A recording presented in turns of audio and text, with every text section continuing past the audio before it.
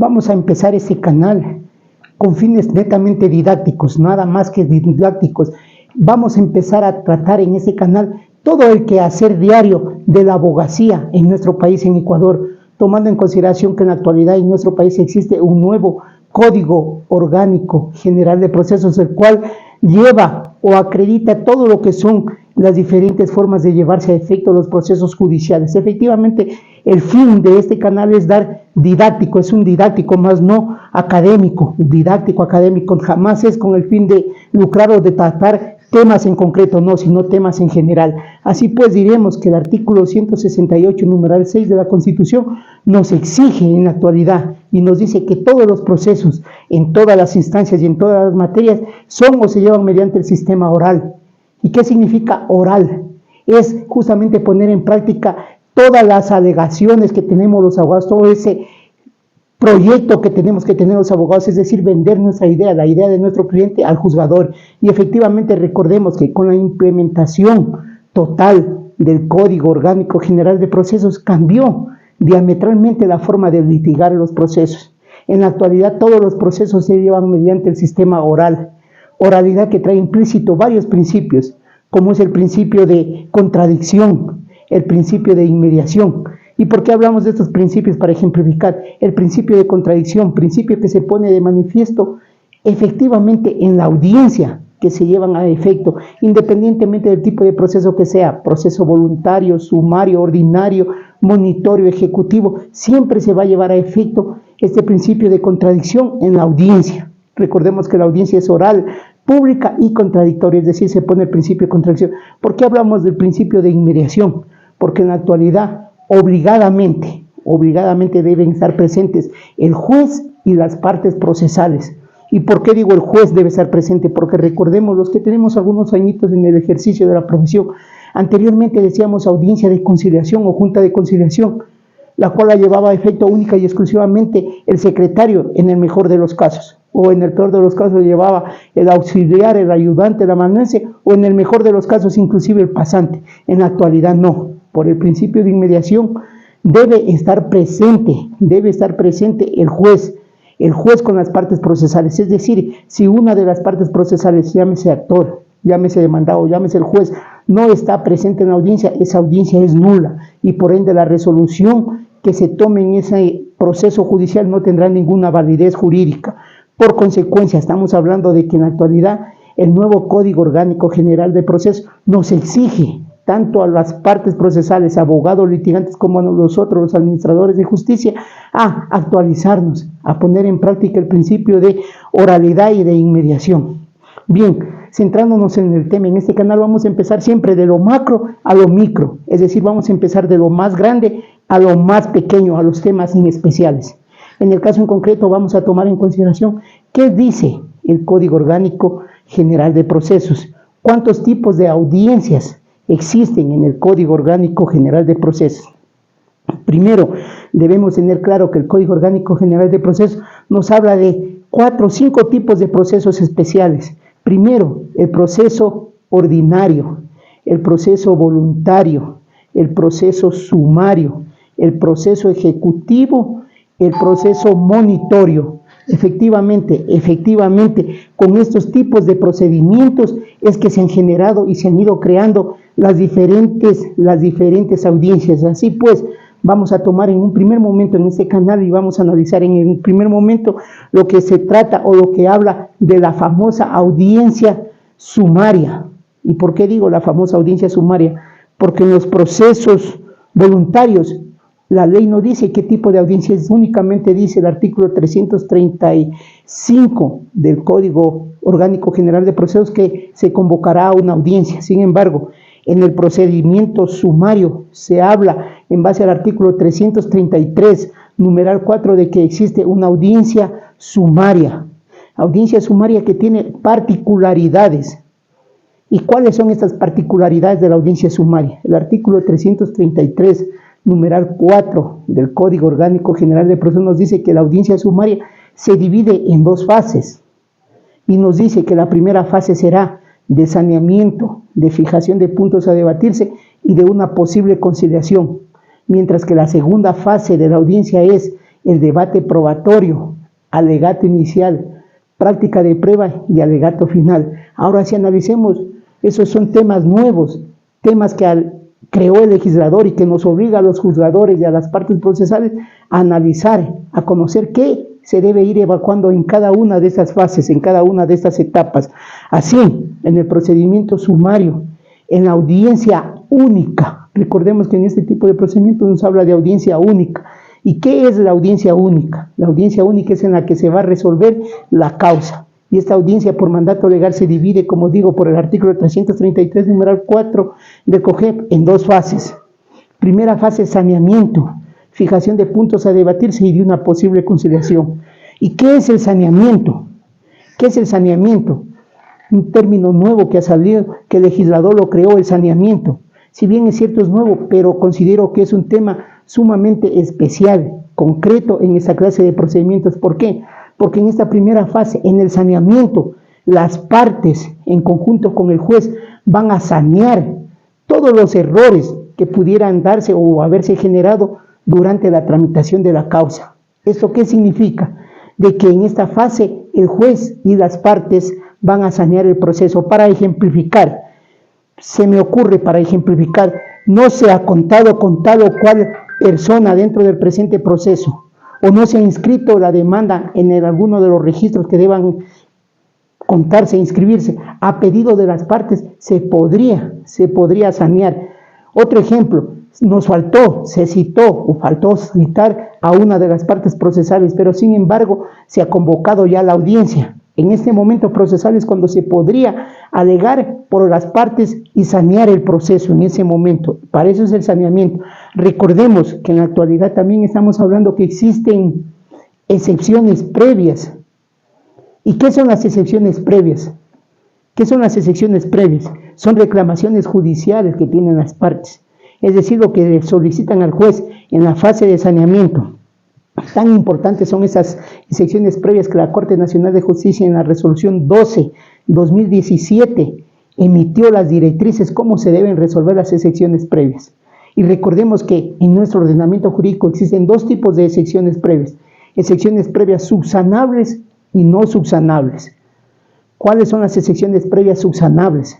Las que, como el nombre lo dice, permiten subsanar, arreglar el problema que pudiera generarnos al final una nulidad procesal, mientras que las excepciones previas no subsanables son aquellas que se resuelven los argumentos jurídicos de las partes sin conocer lo principal de la causa y terminan el proceso. Para ejemplificar, una de estas excepciones previas son la cosa juzgada, que se podría alegar por cualquiera de las partes cosa juzgada. El juez, al aceptar esta excepción previa en esta fase de saneamiento, va a terminar el proceso sin conocer lo principal de la causa.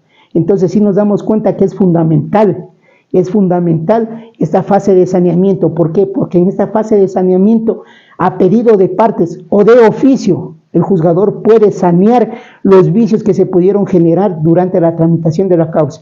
¿Y por qué sanear estos vicios? Porque efectivamente al sanearse estos vicios va al final a tener una consecuencia jurídica que es la validez procesal, que esa sentencia que dicta el juez pueda y deba ser de cumplimiento obligatorio. Entonces esa es la primera fase o la primera parte de la primera fase en el procedimiento sumario, el saneamiento. Continuando con el saneamiento pasamos a otra parte principal de esta audiencia, que es efectivamente, como dice la norma, el artículo 333, numeral 4, la fijación de puntos a debatirse. ¿Y qué son los puntos a debatirse? Recordemos que el derecho civil se rige por instituciones jurídicas. Y son dos instituciones jurídicas diferentes. La fijación de puntos a debatirse con la pretensión. ¿Y por qué hago esta diferenciación? Porque la pretensión es un requisito de la demanda. Lo que usted pretende que el juez resuelva, lo que usted pretende que el juez le conceda, mientras que los puntos a debatirse son los hechos controvertidos que se van a probar, los que se van a probar durante la audiencia. Si vamos entendiendo que son dos hechos diferentes, dos instituciones jurídicas diferentes, la pretensión, para ejemplificar y tener claro el asunto, en un proceso de divorcio, ¿cuál es su pretensión? La pretensión es que el juez declare terminado el vínculo matrimonial que los une mediante el divorcio. Esa es la pretensión. Pero ¿qué es el punto a debatirse? Lo que ha entrado en controversia, lo que va a entrar en controversia. Y en el caso, o en el ejemplo que estamos tratando, ¿cuál es el punto a debatirse? Justificar, señor juez, el abandono de hogar, o justificar, para ejemplificar, el abandono de hogar. El punto a debatirse es justificar la causal por la cual yo estoy demandando. Llámese abandono de hogar, llámese sevicia, llámese malos tratos, llámese falta de armonía en el hogar, cualquiera de los 10, 11 causales que prevé el Código Orgánico, el Código Civil en el artículo 110. Es decir, debemos tener claro que son dos instituciones jurídicas diferentes, la pretensión de la acción con los puntos a debatirse. Y en el punto a debatirse es el momento en que usted debe decirle, señor juez, lo controvertido, lo que voy a probar en esta audiencia. Si me hago entender, ¿qué es lo que yo voy a justificar? ¿Qué es lo que la contraparte no me acepta, no me admite? Y es lo litigioso. Ese es el punto a debatirse. No confundamos con la pretensión. La pretensión es lo que yo pretendo que el juez me resuelva al final en su sentencia o en su resolución. Mientras que el punto a debatirse es lo controvertido, lo que usted y yo estamos en controversia. Mientras la parte actora me dice que yo abandoné el hogar, en el ejemplo que les decía, la parte demandada dice, no he abandonado el hogar, o salí del hogar no por causa, no por voluntad propia, sino porque existía causa justificada. Esos son los puntos a debatirse. Y recordemos que quien fija los puntos a debatirse no soy yo como juez. El punto a debatirse lo fija usted como actor o como demandado. El juez únicamente va guiando, entendiéndose los puntos a debatirse. ¿Y cómo resuelve el juez los puntos a debatirse? Cuando ustedes como actor y demandado han fijado sus puntos, el juez emite un auto interlocutorio. Y recordemos que los autos interlocutorios son apelables o pueden ser apelables perfectamente pueden ser apelables. Cuando hemos pasado esa fase o esta prefase, si cabe el término, de la fijación de puntos a debatirse, pasamos a una fase que estamos en la actualidad en boga, si cabe el término, que es la conciliación. ¿Y qué es la conciliación? Recordemos que la conciliación es una forma anómala, si cabe el término, de terminar, de acabar, de concluir el proceso. Es decir, es una forma en la que usted puede terminar el proceso con la intervención del juez, que el juez allí no va a resolver nada. El juez única y exclusivamente va a aprobar el acuerdo que usted llegó con su contraparte. Pero recordemos que la conciliación se rige por principios de legalidad, de voluntariedad, que no sea inconstitucional. Es decir, si bien es cierto usted tiene libertad para conciliar, ese acuerdo no puede ser ilegal, este acuerdo no puede ser sobre derechos indisponibles, sino que tiene que ser sobre sus derechos, sobre los que usted puede conciliar. Para ejemplificar cuando le digo derechos indisponibles, usted no puede conciliar en un derecho que a usted no le pertenezca, que no sea suyo. Y me van a decir, ¿y cómo así planteo una demanda sin tener un derecho que no sea mío? Ejemplo típico, el derecho o el del juicio de fijación de pensión alimenticia, en el cual, ¿quién es el titular? Es el niño. La madre únicamente es el responsable, es la representante legal, pero el derecho es indisponible. ¿Y por qué le digo como ejemplo? Porque no puede conciliar la madre en algo que perjudique a su hijo, sino ese acuerdo tiene que ser legal, tiene que ser judicialmente aceptable, es decir, no puede ser inconstitucional ni poner en peligro el derecho indisponible. Como vemos, si se llega a esa conciliación, el juez tiene la obligación de aceptarle ese acuerdo conciliatorio, sea mediante sentencia de ser el procedimiento o mediante resolución. Pero eso es lo que el juez simplemente da valor al acuerdo que ustedes llegaron, es decir, a la libre composición que las partes llegaron, actor y demandada. Recordemos que para conciliar, ¿qué corresponde? Las partes tienen que ceder, de parte y parte deben ceder, porque si nos ponemos en el plano que no cede ni el actor ni el demandado, no va a haber una conciliación. La conciliación es una forma de terminar el proceso cediendo, dándonos concesiones mutuas, aceptando de parte y parte, dándonos concesiones. Cuando se ha pasado esto, el juez ha aceptado mediante sentencia o resolución, el proceso es indudable que allí termina. Pero, continuando en esa clase de procedimiento sumario, cuando no se ha llegado a la conciliación, cuando no hemos llegado al acuerdo de las partes, ¿qué nos corresponde? Continuar a la segunda fase de la audiencia. Y nos dice el artículo 333, numeral 4 del Código Orgánico General de Procesos, que esta segunda fase de la audiencia se lleva en el siguiente orden. El primero, el debate probatorio. Término nuevo, debate probatorio. ¿Y qué es el debate probatorio? Es solicitarle al juez. Recordemos que el debate probatorio en la actualidad debe cumplir con 3 requisitos, conforme lo dispone el artículo 160 del Código Orgánico General de Proceso. El debate probatorio es decirle, señor juez, ¿por qué usted me debe admitir a trámite? No confundamos por qué me debe, y por qué les digo no confundamos, porque la prueba lleva 3 fases. Primero, el anuncio de la prueba. El anuncio de la prueba usted lo hace con el acta de proposición, con la demanda. Allí me anuncia la prueba y con la contestación a la demanda. La segunda figura jurídica de la prueba, ¿cuál es? La admisión de la prueba. Y esto se lleva por antonomasia en la audiencia. ¿Y por qué le digo por antonomasia en la audiencia? Porque el artículo 160 del Código Orgánico General de Procesos nos dice que la prueba que anuncian las partes y que la debaten, que es el debate probatorio, debe cumplir con una trilogía. Es decir, debe ser útil, debe ser pertinente y debe ser conducente. Cuando cumple esa trilogía, es indudable que el juez debe admitirle a trámite. ¿Y qué es admitirle a trámite? Es permitirle que usted produzca en el momento procesal oportuno su prueba, porque simplemente le estoy admitiendo. Cuando yo digo admitir, es decir, le digo, señor fulano de tal o actor, usted va a poder evacuar esa prueba. Recordemos que estamos en la fase de debate probatorio. ¿Y para qué? ¿Y cómo se lleva a efecto este debate probatorio? Es en el momento en que usted dice, señor juez, yo como actor solicito que se tome en cuenta y se me permita producir esta prueba, porque es útil, porque es pertinente, porque es conducente. Para ejemplificar, en un juicio de divorcio, señor juez, yo le pido que se me admita a trámite la prueba documental. Esto es la partida de matrimonio, porque con esta voy a justificar que es útil, me va a permitir determinar, señor juez, la existencia del matrimonio. Me va a permitir determinar que usted pueda al final, mediante su sentencia, declarar terminado el vínculo matrimonial. Entonces no olvidemos que debe ser esta prueba. El debate probatorio es la contradicción que hay en ese momento entre actor y entre demandado. Es decir, el actor me dirá por una parte, señor juez, admítame a trámite esta prueba. Usted como demandado me puede decir, no señor juez, yo pido que se rechace, se excluya esa prueba. ¿Por qué? Porque no es útil, porque no es pertinente o no es conducente. Es decir, es una verdadera discusión jurídica entre actor y demandado. ¿Para qué? Para que el juez recién le admita a trámite. Es decir, le permita que usted en el momento procesal oportuno pueda evacuar su prueba. Y efectivamente, ese auto que emite el juez es un auto interlocutorio que usted puede apelarlo. Y esta apelación le concede el juez y debe conceder el juez con efecto diferido, es decir, que se conocerá de esta apelación el momento que se apele de la sentencia, porque si no se apela de la sentencia, esa apelación con efecto diferido no va a ser concedida. Vamos entendiendo. Entonces, en este debate probatorio es cuando las partes discuten si cabe el término. ¿Por qué usted debe admitirme a trámite y permitirme que evacúe esa prueba? ¿Y por qué no debe permitirme?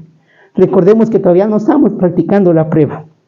Cuando ya pasamos esta fase,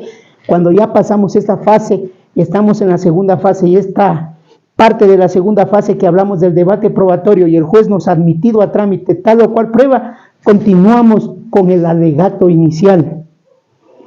¿Y qué es el alegato inicial? Es indicarle al juez, señor juez, yo en esta audiencia, en este proceso, para ejemplificar, yo pretendo que se declare terminado el vínculo matrimonial que me une con mi esposa, para lo cual yo en esta audiencia voy a producir la prueba que usted me ha admitido a trámite, y voy a determinar que efectivamente se debe aceptar mi demanda. Por consecuencia, señor juez, en este momento estoy presentando cuál es mi pretensión, qué es lo que yo pretendo. En definitiva, ese es el alegato, señor juez, qué es lo que vamos a hacer en este proceso. No olvidemos que en esa parte, en la primera parte, en el alegato inicial, usted debe indicarle qué es lo que va a hacer en esa audiencia, qué tipos de pruebas usted es lo que va a evacuar y qué es lo que al final usted pretende que el juez resuelva. En este alegato inicial el juez no hace más que escuchar a las partes y continuar con la audiencia. Continuando con la audiencia, pasamos a la práctica de prueba. Si se da cuenta, ya es la tercera fase de la prueba. Recordemos que la primera fase era el anuncio de la prueba, que lo hacíamos con la demanda. La segunda parte de la prueba era la admisión o el debate probatorio, en el cual el juez le admitió o no le admitió. Estamos en la práctica de prueba. ¿Y qué es la práctica de prueba? Una vez que el juez me admitió a trámite de la prueba, me dice, señor abogado del actor o del demandado, usted ahora sí produzca, evacúe la prueba. Recordemos que existen por antonomasia 3 tipos de prueba: una prueba documental, prueba testimonial y prueba pericial. Respecto de la prueba testimonial, es en este momento, en la segunda fase de la audiencia, en que se va a evacuar la prueba testimonial. Llámese esta prueba testimonial testigos, llámese declaración de parte. Esa es la prueba testimonial en la que usted va a solicitar que vayan a declarar los testigos que usted solicita, los testigos que usted pretende que justificar sus fundamentos de su acción, de su demanda. Es decir, en este momento procesal es cuando usted debe hacerle las preguntas a sus testigos. Y yo siempre digo que hay una técnica especial para preguntar. Primero, ¿qué voy a preguntar? Segundo, ¿sobre qué voy a preguntar? Y tercero, ¿qué es lo que quiero alcanzar con el testimonio de mi testigo? Primero, ¿qué voy a preguntar? Tengo que ser claro en qué le voy a preguntar. Para ejemplificar, en un juicio de divorcio, ¿cuál es la pregunta de cajón que debería haber?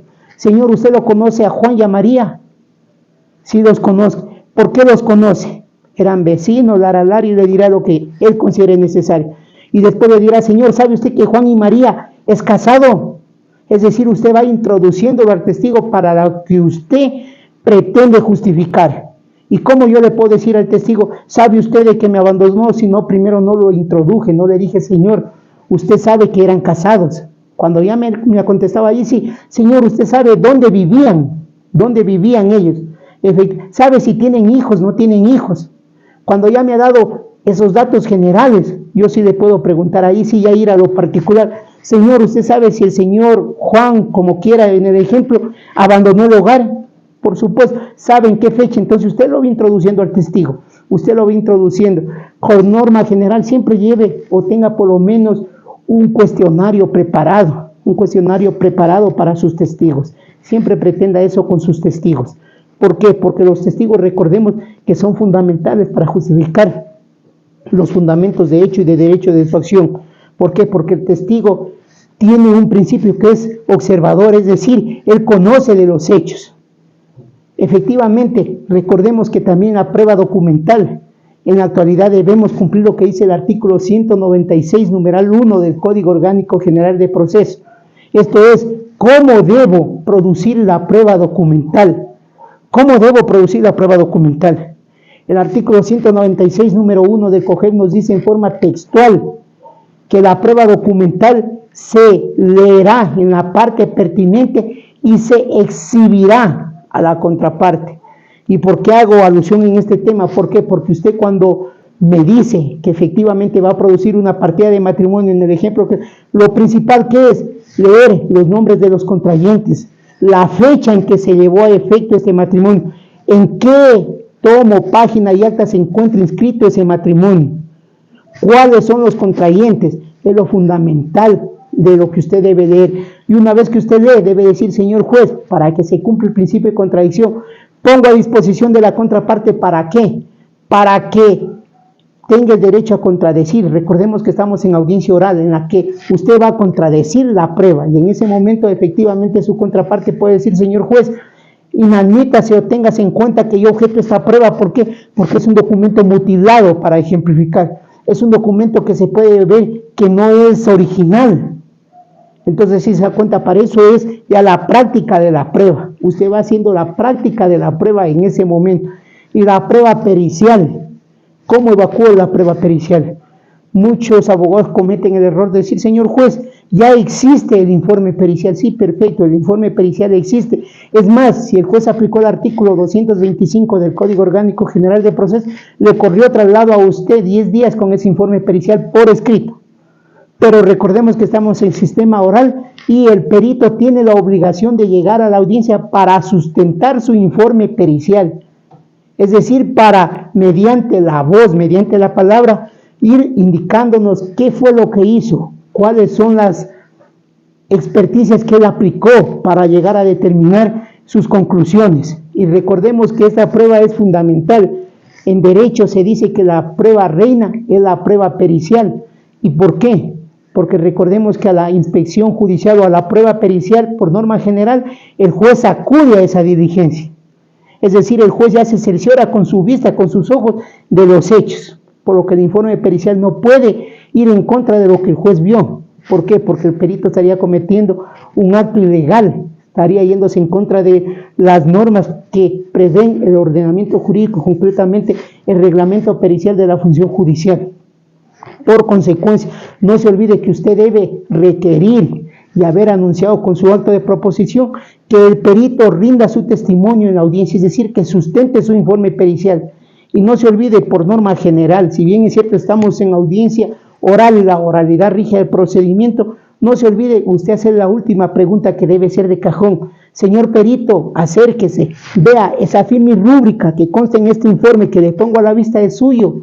Sí, una vez que ha dicho el perito, sí es mi firma y rúbrica, no se olvide de decir, señor juez, pongo en consideración de la contraparte para que tenga el derecho a contradecir. Una vez que hemos evacuado ya la práctica de la prueba, pasamos a la última parte de la audiencia, que es el alegato final. ¿Y qué es el alegato final? Es hacer un recuento de todo lo que se ha hecho en la audiencia. Es hacer un recuento, qué pruebas se evacuaron, qué testigos declararon, qué se dijo, qué dijo tal testigo, qué dijo en la declaración de paz, qué dijo el perito, ¿para qué? Para terminar solicitando, no se olvide terminar solicitando al juez, en el caso de ser actor, que se acepte su demanda, es decir, se dicte sentencia aceptando su demanda.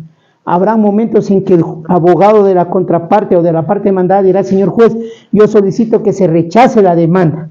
Esa es la forma, ¿para qué? Para que al final el juez tenga la obligación de resolver en forma oral. En ese momento, al finalizar la audiencia, tiene la obligación de resolver en forma oral, sea aceptando o negando su demanda. Y tiene el juez, o los jueces tenemos el término de 10 días para presentar una sentencia por escrito, es decir, para motivar nuestra resolución oral en forma escrita. Una vez que usted lo han notificado con la sentencia por escrito, recordemos que usted puede apelar, y la apelación con el nuevo Código Orgánico General de Procesos puede darse en dos momentos especiales. Primero, puede hacerla usted en forma oral, al momento que terminó la audiencia y la resolución del juez. Usted puede hacerlo en forma oral, o en su defecto usted puede hacerlo en 10 días, ya no en 3, recordemos, en 10 días, a partir del siguiente día en que usted lo notificaron por escrito. Pero, ¿cuáles son las diferencias? Que cuando usted apela en forma oral, el juez, en base al artículo 257 del Código Orgánico General de Procesos, le debe conceder a usted el término de 10 días para que usted fundamente por escrito. Y con esa fundamentación el juez correrá traslado a la contraparte por el término de 10 días y 5 en materia de niñez y adolescencia para que fundamente esa apelación. En consecuencia, hasta allí la audiencia. Les agradezco por este momento.